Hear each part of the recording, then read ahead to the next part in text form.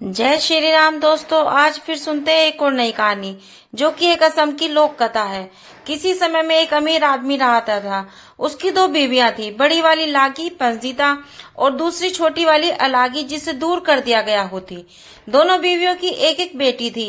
बड़ी बीवी के बार बार कहने और लड़ाई झगड़ा करने पर पति ने दूसरी बीवी और उसकी बेटी के रहने के लिए घर के पिछवाड़े में एक झोपड़ी बनवा दी। अलागी अपनी बेटी के साथ गरीबी में अपना जीवन गुजारने लगी। उसकी बेटी का नाम चंपावती था। एक दिन पिता ने चंपावती को आदेश दिया कि वह जाकर उसके धान के खेत की रखवाली करे। वह हर रोज एक ऊंचे स्थान पर बैठकर खेत की रखवाली करती और चिड़िया को उड़ाती रहती थी। इसी तरह कई दिन गुजर गए। एक दिन धान की रखवाली करने के लिए जब वह उस ऊंचे स्थान पर चढ़ी तो उसने गाना गाना शुरू कर दिया। बटेरो यहाँ से चली जाओ, मेरे धान को मत खाओ, उसके बदले में तुम्हें भुना हुआ चावल दूंगी। जब उसने ऐसा कहा तो जंगल में से किसी का जवाब आया, मैं तो धान खाऊंगा और चावल भी खाऊंगा। मैं चंपावती से शादी करूंगा और उसे अपने घर ले जाऊंगा। यह सुनकर हैरानी से चंपावती ने इधर उधर देखा पर उसे वहां कोई नजर नहीं आया। शाम को घर लौटकर चंपावती ने अपनी माँ को सारी बात बताई। अगले दिन उसकी माँ भी उसके साथ खेतों पर गई। तो क्या वास्तव में ऐसा हुआ था? उसकी माँ ने चंपावती को वही गाना गाने के लिए कहा। जैसे उसने गाना गाया तो जंगल से वही उत्तर आया। उसकी माँ को इतना आश्चर्य हुआ कि उसने चंपावती को फिर से गाना गाने को कहा और फिर वैसा ही जवाब उन्हें मिला। माँ और बेटी दोनों घर लौट आई। अलागी ने इस बारे में अपने पति को बताया। तब अगले दिन वह अलागी चंपावती और कुछ पड़ोसियों के साथ खेत पर गया। जब चंपा से गाने को कहा गया तो उसने वैसा ही किया। फिर से वही जवाब आया। जवाब कौन दे रहा है यह जानने के लिए वे सब जंगल में गए पर वहां उन्हें कोई नहीं दिखाई दिया। उसके बाद चंपा के पिता ने जंगल की तरफ देखते हुए कहा, अगर तुम सच में चंपावती से शादी करना चाहते हो तो सामने आओ। मैं वादा करता हूँ कि उसके साथ तुम्हारी शादी कर दूंगा। यह सुनकर एक विशालकाय अजगर बाहर निकलता है। लोग उसे देखकर डर कर भागने लगे पर चंपा के पिता ने उन्हें समझाया कि डरे नहीं, यहीं रुके रहें। तो वे सब वापस आ गए। उसने अजगर को अपने घर आने का निमंत्रण दिया। अलागी और उसकी बेटी दोनों जोर जोर से रोने लगी। अलागी ने अपने पति से विनती की कि वह चंपावती की शादी अजगर से ना करे, पर लागी की सलाह पर उसने अजगर से चंपावती की शादी कर दी और अपनी पत्नी, बेटी और दामाद के रहने के लिए एक नए घर की व्यवस्था भी कर दी। लागी यह सोचकर बहुत खुश हुई कि अब रात को अजगर चंपावती को निगल लेगा। अजगर को चंपावती के साथ एक ही कमरे में रखा गया, यह सोचकर कि अब वह उसे निगल लेगा। चंपावती ईश्वर से प्रार्थना करने लगी। अगली सुबह उसकी माँ घबराई हुई और जब चंपावती के कमरे में गई तो देखा कि उसकी बेटी तो सोने के आभूषणों से सजी हुई है पर अजगर उसे कहीं दिखाई नहीं दिया। जब माँ ने बेटी को जगाया तो स्वयं को सोने के आभूषणों से सजी देख उसकी खुशी का ठिकाना न रहा। यह सोचकर कि अब तो अजगर चंपा को निगल गया होगा। जब पिता और अपनी बड़ी पत्नी के साथ वहां आया तो उसने सोने के आभूषणों से चमचमाते देख हैरान रह गया। यह देखकर लालची लागी को बहुत ईर्ष्या हुई और उसने अपने पति से जिद की कि वह उसकी बेटी के लिए भी अजगर को लेकर आए। तब वह बहुत सारे आदमियों को लेकर घने जंगल में अजगर को ढूंढने निकल गया। उन्हें एक अजगर मिला तो वह उसे घर ले आई। लागी ने भी अपनी बेटी की शादी उससे कर दी। चंपावती की तरह उसकी बेटी को भी अजगर के साथ सोने के लिए भेज दिया गया। लागी पूरी रात ये सोचकर खुश होती रही कि अब उसकी बेटी भी सोने के आभूषणों से लद जाएगी, लेकिन ऐसा कुछ नहीं हुआ। सोने के बजाय वह पूरी रात उनके कमरे के बाहर ही बैठी रही, लेकिन अजगर ने तो पैरों की तरफ से उसको बेटी को निगलना शुरू कर दिया। बेटी ने कमरे के अंदर से अपनी माँ से कहा, माँ मेरे पाँव में गुदगुदी हो रही है। माँ ने बाहर से जवाब दिया, मेरी प्यारी बच्ची, मेरा दामाद तुम्हें पाजेबों से सजा रहा है। धीरे धीरे अजगर उसकी कमर तक पहुंच गया। तब बेटी बोली, माँ मेरी कमर में गुदगुदी हो रही है। माँ बोली, मेरी बच्ची, मेरा दामाद तुम्हें कमरबंद पहना रहा है। उसके बाद अजगर उसकी छाती तक पहुंच गया तो बेटी बोली, माँ मेरी छाती में गुदगुदी हो रही है। तब माँ ने जवाब दिया, मेरी बच्ची, मेरा दामाद तुम्हें शॉल पहना रहा है। जब अजगर उसकी गर्दन तक पहुंचा तो वह बोली, माँ मेरी गर्दन में गुदगुदी हो रही है। माँ बोली, मेरी बच्ची, मेरा दामाद तुम्हें मोतियों की लड़ियों से सजा रहा है। लेकिन ऐसा कुछ नहीं हुआ। जब अजगर उसके सिर तक पहुंचा तो बेटी की आवाज आनी बंद हो गई। मां ने सोचा कि आभूषण पाकर मेरी बेटी खुश हो गई है और सो गई है। ये सोचकर वह भी खुशी खुशी सोने चली गई। सुबह वह दौड़ी दौड़ी अपनी बेटी के पास आई, पर उसे वह कहीं दिखाई नहीं दी। अजगर बड़े आराम से वहां लेटा आराम कर रहा था।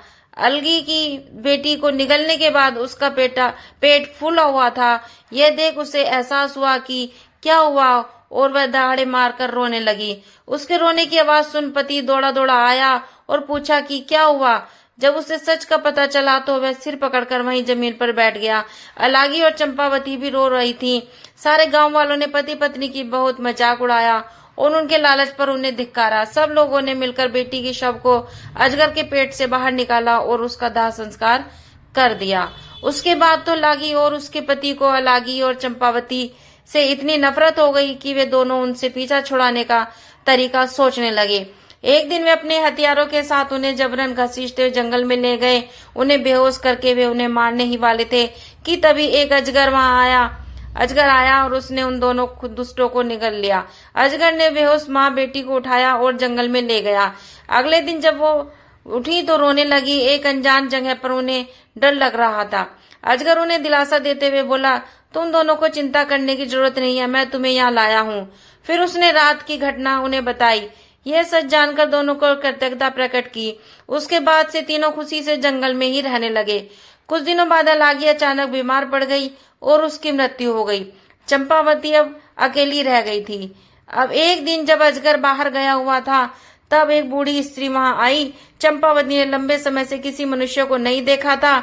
उसने बहुत सम्मान के साथ उस स्त्री का स्वागत सत्कार किया। तब उस स्त्री ने उसकी सेवा से खुश होकर बताया, जो अजगर तुम्हारा पति है वह असल में एक देवता है। वह हर रात तुम सो गई हो या नहीं हो यह देखने के लिए तुम्हें चुटकी काटता है और फिर अपने अजगर का चोला उतारकर स्वर्ग में चला जाता है। वहाँ कुछ समय वह अन्य देवताओं के साथ व्यतीत करता है। अगर तुम अपने पति को देवता के रूप में देखना चाहती हो तो रात को सोने का नाटक करना, पर सोना मत। जब वह अपना चोला उतार स्वर्ग जाए तो तुम उसके चोले को आग में जला देना। जैसे ही तुम उसका चोला जलाओगी उसे अपने बदन में जलन का एहसास होगा। तब वह तुरंत पंखा कर देना और उसे आराम करने देना। जल्दी ही उसे नींद आ जाएगी। सुबह तुम उसे माला पहनाकर उसका अभिवादन करना। तुम्हारा पति ही है जो अजगर के रूप में तुम्हारे सामने आता है। यह बात सुन चंपावती की खुशी का ठिकाना न रहा। उसने उसे घड़ा भरकर सोना और चांदी दिया। उसने वैसे ही किया जैसा कि बूढ़ी स्त्री ने बताया था। उसके बाद वे कई महीनों तक सुखमय जीवन बिताते रहे।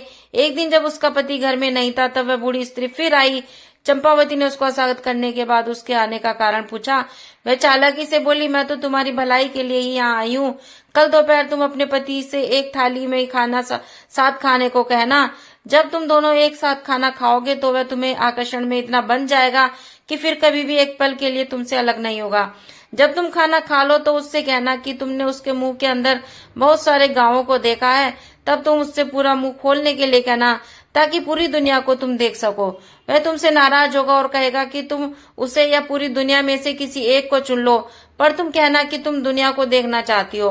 वह अपना मुंह खोलकर तुम्हें पूरी दुनिया दिखा देगा और फिर एक नदी में चला जाएगा। वह तुमसे कहेगा कि वह तुमसे अब 6 महीने बाद मिलेगा, पर उसकी बातों में मत आना। तुम नदी के तट पर बैठी रहना। कुछ क्षण बाद तुम उसे वापस आती देखोगी। यह सुन चंपावती ने पहले की ही तरह उस स्त्री को सोना चांदी देकर विदा कर दिया। अपनी धूर्तता पर प्रश्न होते हुए बूढ़ी स्त्री वहां से चली गई। अगले दिन चंपावती अपने पति के साथ एक ही थाली में खाना खाने को बैठी। उसके पति ने कहा, तुम आज कुछ अजीब व्यवहार कर रही हो। तुम्हारे इरादे मुझे ठीक नहीं लग रहे हैं। खाना खाने के बाद उसने अपने पति से पूरी दुनिया दिखाने को कहा तो वह बोला, फिर तुम मुझे कभी नहीं देख पाओगी। पर वह तो अपनी जिद पर अड़ी थी। तब हार कर पति नदी के पास गया और उससे पूछा, दुनिया देखने के लिए क्या तुम मुझे भी छोड़ने को तैयार हो? वह बोली, मुझे दोनों चाहिए, दुनिया भी देखनी है और आप भी चाहिए। उसके पति ने अपना मुंह खोलकर उसे दुनिया दिखाई और उसे सोने की अंगूठी देते हुए बोला, जिस बूढ़ी स्त्री के कहने पर तुम यह सब कर रही हो वह मेरी माँ की नौकरानी है। मेरी माँ एक नरभक्षी है। उसने मेरे लिए जिस लड़की को चुना था उससे शादी न कर मैंने तुमसे की है। वह तुमसे मुझसे अलग करना चाहती है ताकि वह तुम्हें खा सके। अपने षड्यंत्र में कामयाब होने के लिए वह बूढ़ी स्त्री ने तुम्हें धोखा दिया है। उन्हें लगता है कि अगर मेरी माँ तुम्हें खा जाएगी तो मैं उनकी चुनी हुई लड़की से विवाह कर लूंगा। इसलिए मैं तुम्हें यह सोने की अंगूठी दे रहा हूँ, इसे संभाल कर रखना। अगर ये तुम्हारे पास रहेगी तो कोई भी बुरी ताकत तुम्हें नुकसान नहीं पहुंचा सकेगी।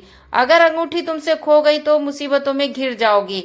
इस अंगूठी के प्रभाव से तुम मुझे 6 साल बाद मेरी माँ के घर मुझे पाओगी। अब मुझे जाना होगा, सावधान रहना और इस अंगूठी को खोना मत। यह कहकर पति नदी में चला गया। चंपावती को अपनी गलती का एहसास हुआ और वह रोने लगी। जंगल में घूमते घूमते वह रोती रही और अंगूठी को सीने से लगाए 6 साल बीतने का इंतजार करने लगी। उसके पति की मां ने उसे कई तरह के छलने की कोशिश की, पर अंगूठी ने उसकी रक्षा की। 6 वर्ष बीत चुके थे और अचानक एक दिन चंपावती की मुलाकात अपने पति से हुई। वे फिर से साथ रहने लगे, लेकिन उसकी सास यह देखकर क्रोधित हो उठी। जैसे ही चंपावती ने अपने पति से मिली, उसकी अंगूठी गायब हो गई। फिर चूंकि उसका बेटा चंपावती के साथ था, इसलिए सास उसको किसी तरह से नुकसान नहीं पहुंचा पाई। एक दिन उसने एक पत्र लिखा, यह मेरी सबसे बड़ी दुश्मन है, इसे खत्म कर दो, पर इसके मांस का एक टुकड़ा मुझे भेज देना। उसने यह पत्र चंपावती को दिया, उसे एक राक्षस के पास भेज दिया। सास के आदेश का पालन करने के लिए पति को बिना बताए वह उस राक्षस को पत्र देने चली गई। जब पति घर आया तो उसे कुछ शक हुआ और वह चंपावती के पीछे पीछे गया। उसने उसके हाथ से पत्र छीन लिया और उसे पढ़ा। पत्र पढ़कर उसको गुस्सा 7वें आसमान पर पहुंच गया। वह घर गया और बिना कुछ कहे उसने अपनी माँ के प्राण ले लिए। उसके बाद वे दोनों दानवों के उस गांव को छोड़कर चले गए। दूसरे नगर में जाकर अपनी गृहस्थी बसाई और खुशी खुशी रहने लगे। Thanks for watching friends. आशा करती हूँ मेरी वीडियो आपको पसंद आई होगी, तो प्लीज वीडियो को लाइक करें, चैनल को सब्सक्राइब जरूर करें और बेल आइकन पर क्लिक करें और कमेंट में जरूर बताएं वीडियो कैसी लगी। Please support me. Bye bye, take care.